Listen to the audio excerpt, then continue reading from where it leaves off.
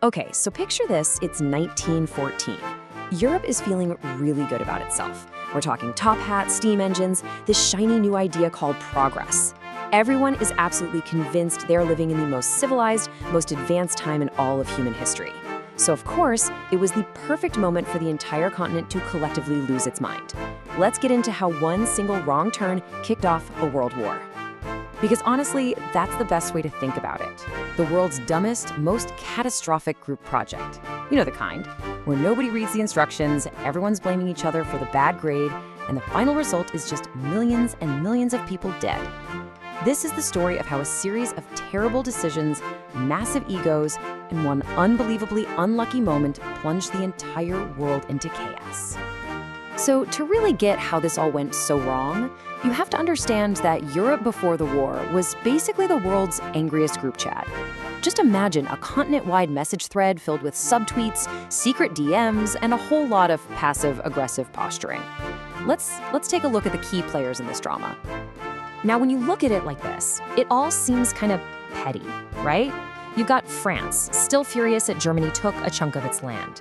You've got Germany, who basically wants everything and is super insecure that Britain has a bigger, better navy. Britain, of course, is obsessed with keeping its navy number one. Meanwhile, you've got Russia, who sees itself as the big brother to all the Slavic peoples, just constantly stirring the pot in the Balkans. And this is a massive headache for the Austro-Hungarian Empire, this old, crumbling empire that's just desperately trying not to fall apart. And this right here, this is the real kicker, the alliance system. Think of it as a continent-wide I got your back pact.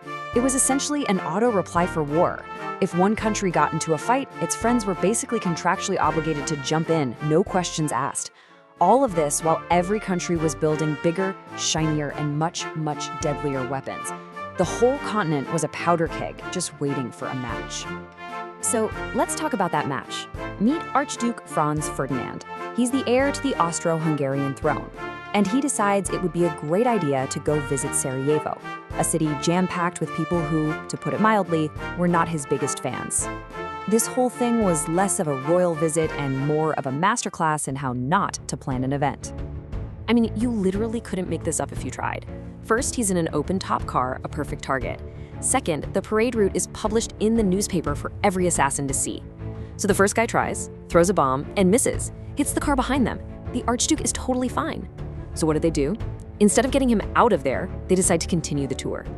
But the driver, totally flustered, takes a wrong turn, and the car stalls. And where does it stall? Directly in front of another assassin who had already given up for the day and decided to go get a sandwich. You can just picture it, can't you? The assassin, Gavrilo Princip, is mid-bite, looks up, and probably thinks, oh, hey, fancy seeing you again. The one target he failed to kill just minutes before has now been hand-delivered to his exact location by pure dumb luck. A world-changing opportunity served up with a side of lunch. And just like that, bang, the heir to the empire is dead. It was the single gunshot that would be heard around the world, the one that finally kicked off the chain reaction that everyone had been so nervously preparing for. The match had been lit. So what happened next was basically the diplomatic version of someone hitting reply all on a very angry email and watching as the entire company descends into an all-out flame war. That whole tangled web of alliances, that auto-reply for war we talked about, it was about to go live. So Austria-Hungary, absolutely furious, blames Serbia and sends them an ultimatum. Now, you gotta understand, this wasn't a real negotiation. It was a trap. It was a list of demands so outrageous that they were specifically designed to be rejected, giving Austria-Hungary the excuse they wanted for war. And here's the craziest part. Serbia, miraculously, agrees to almost everything on the list, but it didn't matter. Austria-Hungary just said, nope, not good enough, and declared war anyway. And then the dominoes just fall, one after another. Austria-Hungary declares war on Serbia. So Russia, Serbia's big brother, starts mobilizing its army. Germany, Austria-Hungary's ally, sees this and declares war on Russia. Then Germany declares war on France because France is Russia's ally. And to get to France, Germany invades neutral Belgium, which is the last straw for Britain, who finally jumps in. In less than a week, the whole continent is on fire. So, war is on, and every single country is ready to roll out its brilliant, absolutely foolproof plan for a quick and easy victory. The common thinking was, we'll be home by Christmas. Spoiler alert, they were not. All their confident plans were about to smash head first into the clumsy, brutal reality of modern war. Germany's big idea was the Schlieffen Plan. And, on paper, it looked pretty slick. The idea was simple: avoid a two-front war. How? By knocking France out of the fight with a lightning-fast attack, before the massive, slow-moving Russian army could even get its boots on. They'd just swing through neutral Belgium, bypass all the French forts, take Paris, and then turn everyone around to deal with Russia. Easy, right? But there was one tiny little detail they got completely wrong. One fatal flaw in this otherwise perfect piece of German engineering. Any ideas what it was? Yup, Belgium. The Germans just assumed that invading a tiny neutral country would be a walk in the park. But the Belgians fought back, and they fought back hard, slowing down the entire German army. And even more important, invading neutral Belgium was the thing that finally dragged Great Britain, with its massive empire and the world's most powerful navy, into the war. The Schlieffen Plan's super strict timeline was officially toast. So while Germany's plan was already hitting a brick wall, let's just quickly check in on the French. They had their own, let's call them unique ideas about modern warfare. For instance, their approach to camouflage was, interesting. Yeah, not like this. This is what the French army wore into a battle full of machine guns: bright blue coats and vibrant red trousers. It was this old romantic idea of war. And against the gray, muddy backdrop of 1914, it basically turned every single French soldier into a walking bullseye. The results were, as you can imagine, catastrophic. And let's not forget the Eastern Front.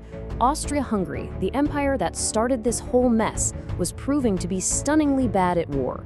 They were so disorganized that they actually managed to lose to tiny Serbia multiple times. Germany had to keep sighing and sending its own soldiers over to bail them out. So, back in the West, that German advance that was supposed to be unstoppable finally grinds to a halt just outside Paris. The quick, decisive war that everyone had planned for was officially over. With neither side able to move forward, they did the only thing they could think of. They started digging. And that was the beginning of the long, brutal stalemate of the Western Front. And this right here, this is where the character of the war changes completely. The almost funny series of mistakes and bad decisions gives way to a grim, static, and just unbelievably brutal new reality. The age of marching armies was over. The age of the trench had begun. Just try to imagine two parallel lines of ditches stretching for nearly 500 miles across Europe. That was the Western Front, and life in these trenches was a living nightmare. We're talking mud, disease, rats the size of cats, and the constant paralyzing fear of shelling. And in between the two lines of trenches was no man's land, a hellscape of craters, dead bodies, and barbed wire, where going out meant almost certain death. And this is the ultimate tragedy of this war. Generals, miles away from the fighting, would order tens of thousands of men to climb out of their trenches and charge across no man's land, directly into a wall of machine gun fire. And for what? To capture a few hundred yards of enemy trench, ground that they would often lose again the very next day. The human cost for these tiny, futile gains was just staggering.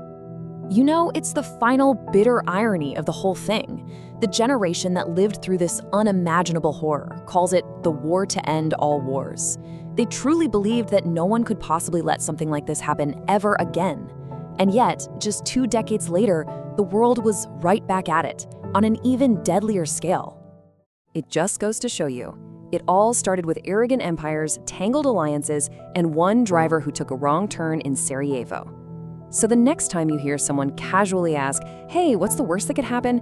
maybe just remember this story, because sometimes the answer is World War I.